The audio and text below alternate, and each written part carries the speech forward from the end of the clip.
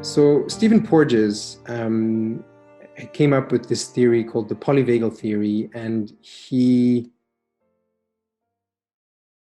basically delineated how our nervous system functioned and how we can optimize its functioning to increase well-being and resolve trauma. And he described 3 stages of freeze, fight and flight, and social engagement.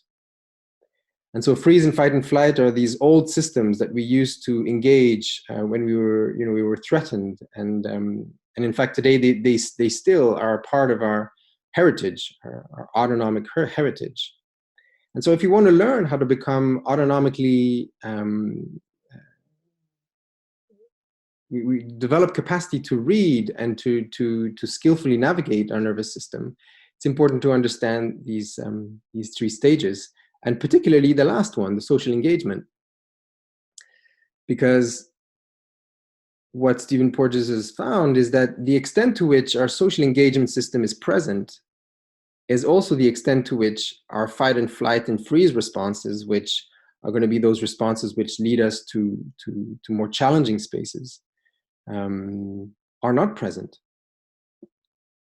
And so in NeuroSystemics, we're trying to find out how can we optimize, how can we increase, how can we develop capacity for social engagement in all sorts of ways, and in contemplative practice in particular.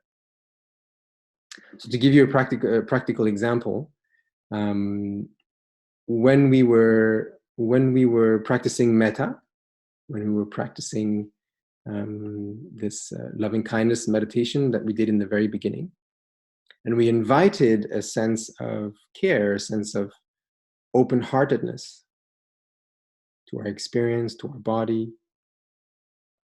Maybe there was even just for a slight moment, a softening, a relaxation, maybe a sense of the heart opening. Now, what we're doing technically is to use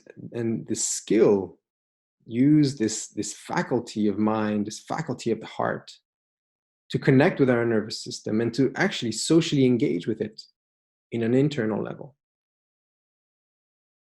And so when we practice practice of metta, or karuna, compassion, or mudita, joy, or karuna, upekkha, equanimity, which are becoming more and more evidence-based in terms of their scientific recognition, what we're doing is actually stimulating our nervous system to rise up to that higher level of social engagement.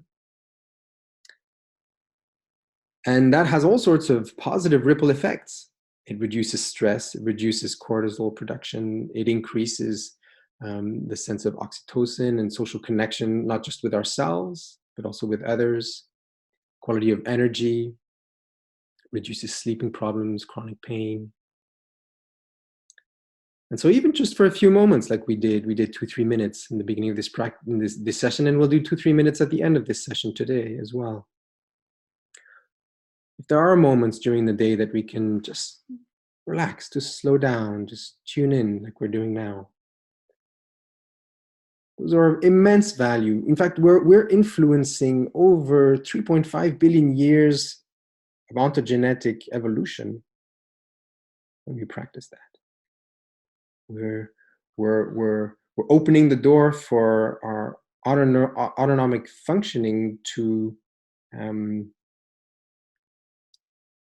learn a new way of being, a more evolved, a more supportive, a more loving, more caring way of being with ourselves. And then, of course, that has ripples with the rest of our communities.